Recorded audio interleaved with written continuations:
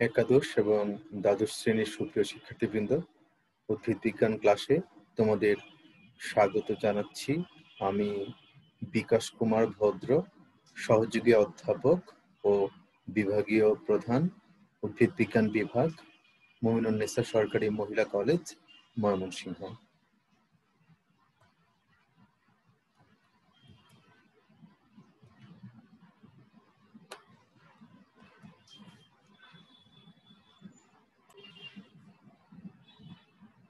আজ আমি তোমাদের জীববিজ্ঞান প্রথম পত্র অর্থাৎ উদ্ভিদ বিজ্ঞান বইয়ের সপ্তম অধ্যায় আবৃতবীজ উদ্ভিদ থেকে পয়েসি পরিবার নিয়ে আলোচনা করব। যে উদ্ভিদের নাম অনুসারে পয়েসি গোত্রের নামকরণ। ICPN অনুসারে অর্থাৎ international code of botanical nomenclature অনুসারে পোয়া গণ এর সাথে এসি সাফিক্স যোগ করে পোয়াসি গোত্রের নামকরণ করা হয়েছে। ICPN অনুসারে নিয়মটা হচ্ছে যে কোনো একটা গোত্রের নামকরণ করা হবে ওই গোত্রের অন্তর্ভুক্ত একটা গণকে বা জেনাসকে টাইপ জেনাস হিসাবে ধরে নিয়ে। তাহলে পোয়াসি গোত্রের টাইপ জেনাস হচ্ছে পোয়া, আর পোয়া জেনাসের টাইপ স্পিসিস হচ্ছে পোয়া প্রেটেন্সিস। তোমরা নিচে পোয়া প্রেটেন্সিসের ছবি দেখতে পাচ্ছ। এবার আমরা পয়েসি গোত্রের শনাক্তকারী বৈশিষ্ট্যগুলো নিয়ে আলোচনা করব। এই গোত্রের উদ্ভিদে কাণ্ড সাধারণত নলাকার, মধ্যপর্ব ফাঁপা থাকে। তোমরা জানো যে দুটি পর্বের মধ্যবর্তী স্থানটি হচ্ছে মধ্য পর্ব। আখ, বাঁশ এই দুটি উদ্ভিদকে তোমরা চিন্তা করতে পারো। এই গোত্রের পুষ্পবিন্যাস স্পাইকলেট। এটা হচ্ছে আর কোন গোত্রের উদ্ভিদের পুষ্পবিন্যাস কিন্তু স্পাইকলেট নয়, শুধুমাত্র পোয়াসি বা গ্রামিনী গোত্রের উদ্ভিদের পুষ্পবিন্যাস স্পাইকলেট। এবার আমরা জেনে নিব স্পাইকলেট পুষ্পবিন্যাসের পরিচিতি। একটি বা কয়েকটি অবৃন্তক পুষ্পযুক্ত, অবৃন্তক মানে তার বোটা থাকে না, অবৃন্তক পুষ্পযুক্ত ক্ষুদ্রাকৃতির স্পাইককে বলা হয় স্পাইকলেট। রজনীগন্ধার পুষ্পবিন্যাস হচ্ছে স্পাইক, আর ধানের পুষ্পবিন্যাস হচ্ছে স্পাইকলেট। একটি বা কয়েকটি বোটাহীন পুষ্পযুক্ত ক্ষুদ্রাকৃতির স্পাইককে স্পাইকলেট বলে। একটি স্পাইকলেটে সাধারণত একজোড়া পুষ্পবিহীন শূন্যগ্লোম এবং এক বা একাধিক পুষ্পগ্লোম থাকে। এই পুষ্পগ্লোমটি কিন্তু পরবর্তীতে তুষে পরিণত হয়। পুষ্পগ্লোমের কিছু উপরে পেলিয়া অবস্থান করে, পেলিয়ার নিচে পুষ্প অবস্থান করে। পুষ্প মানে হচ্ছে লোডিকিউল, পুংস্তবক এবং স্ত্রীস্তবক অবস্থান করে। ধানের প্রতিটি স্পাইকলেটে একটি করে পুষ্প থাকে। স্পাইকলেটের উদাহরণ হচ্ছে ধান এবং গম উদ্ভিদ।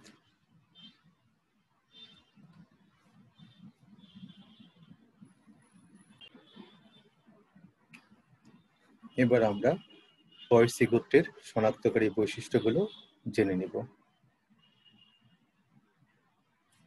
কাণ্ড সাধারণত নলাকার, মধ্যপর্ব ফাঁপা থাকে। তোমরা বাঁশকে উদাহরণ হিসেবে ধরতে পারো।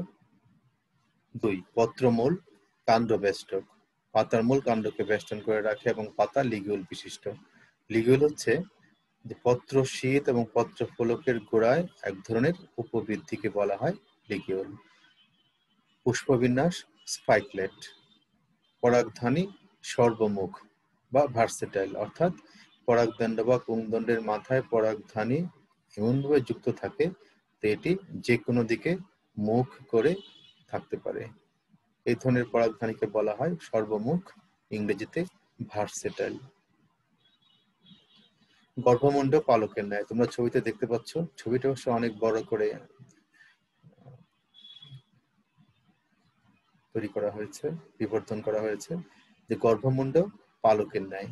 গর্ভাশয় এক প্রকোষ্ঠ বিশিষ্ট এবং প্রতি প্রকোষ্ঠে একটি ডিম্বক থাকে। অমরাবিন্যাস হচ্ছে মূলীয়। মূলীয় অমরাবিন্যাস মানে হচ্ছে যে গর্ভাশয়ের ভেতরে ডিম্বক উৎপন্নকারী এবং ডিম্বক ধারণকারী কলা গর্ভাশয়ের গোড়ায় অবস্থান করে। এই ধরনের অমরাবিন্যাসকে বলা হয় মূলীয়। ফল ক্যারিওপসিস। ক্যারিওপসিস হচ্ছে যখন এক গর্ভপত্র বিশিষ্ট গর্ভাশয় থেকে ফল উৎপন্ন হয় এবং সেই ফলে ফলোত্বক এবং বীজত্বক পরস্পর সংযুক্ত থাকে। এই ধরনের ফলকে বলা হয় ক্যারিওপসিস। উদাহরণ ধান, ওরাইজা, সেটাইপা। তোমরা ধান এবং গমের ছবি দেখতে পাচ্ছ, এটা হচ্ছে ক্যারিওপসিস ফলের উদাহরণ। পয়েসি গোত্রের 5টি উদ্ভিদের বৈজ্ঞানিক নাম। ধান, ওরাইজা সেটাইভা। এল মানে লিনিয়াস, এটা হচ্ছে অথর সাইটেশন। তা যিনি বৈজ্ঞানিক নামটি প্রদান করেন তার নামের প্রথম একটি বা একাধিক অক্ষরকে বৈজ্ঞানিক নামের পাশে লিখতে হয়, এটাকে বলা হয় অথর সাইটেশন। লিনিয়াস হচ্ছেন তার অথর, অর্থাৎ বৈজ্ঞানিক নাম প্রবর্তনকারী। তো লিনিয়াসের নামের প্রথম লেটার এল, এটি ওরাইজা সেটাইভার সাথে উল্লেখ করা হয়েছে। বাঁশ, বেম্বুজা টেলডা। আখ, সেকোরাম অফিসিনেরাম। গম, ট্রিটিকাম এস্টিফাম। ভুট্টা, জিয়া মেস। তোমরা ব্যবহারিক খাতা যে ধরনের ছবি আঁকো সেই ছবিগুলো দেখতে পাচ্ছ। ফ্লাওয়ারিং প্ল্যান্ট, পুষ্পিত উদ্ভিদ। স্টেমেন বা পুংকেশর, মাথার যে পরাগধানী। Flower, single spikelet. গ্রিন বা শস্যদানা চাল, আর শস্যদানার লম্বচ্ছেদ, এবং এটা হচ্ছে পুষ্প প্রতীক।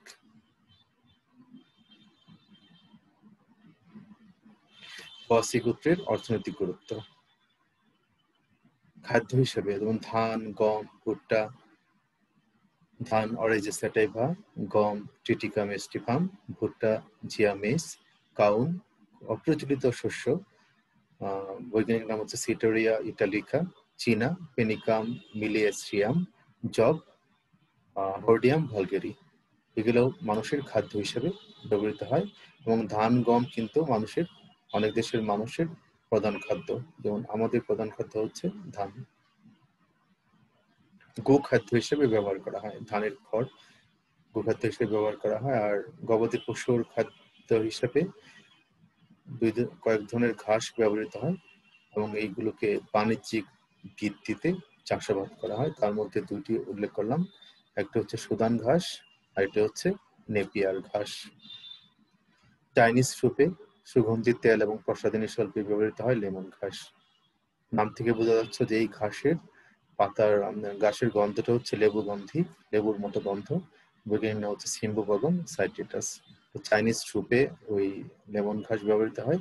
এছাড়া সুগন্ধি তেল এবং প্রসাধনী শিল্পে এই লেমন ঘাস ব্যবহৃত হয়। ঔষধি উদ্ভিদ হিসাবে দুর্বার ব্যবহার রয়েছে সাইনোডন ড্যাকটাইলাম। শরীরের কোন অংশ কেটে গেলে দুর্বা ঘাস কচলিয়ে ওই কাটা স্থানে লাগিয়ে দিলে রক্ত পড়া বন্ধ হয়ে যায়। ভোজ্য তেল তৈরিতেও পয়েসি গোত্রের উদ্ভিদের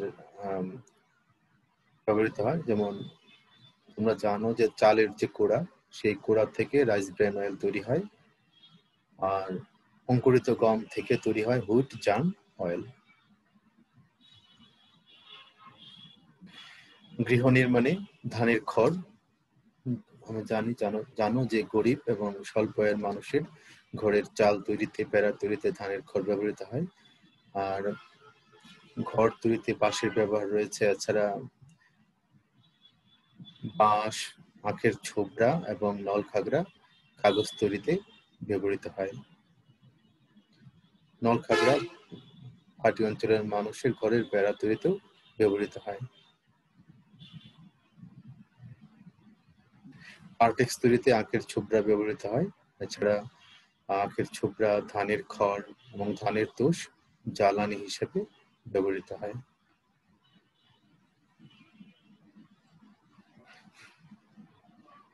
ঝাড়ু তৈরিতে, বিশেষ করে শহরের বাসা বাড়িতে ঝাড়ু, যে ঝাড়ু ব্যবহৃত হয় সেই ঝাড়ু তৈরি হয় এক ধরনের বাড়িজাত উদ্ভিদ থেকে, যার বৈজ্ঞানিক নাম হচ্ছে থাইসিয়ানোলিনা মিক্সিমা। এতক্ষণ যারা আমার সাথে ক্লাসে ছিলে সবাইকে ধন্যবাদ জানিয়ে আজকের ক্লাস এখানেই শেষ করছি।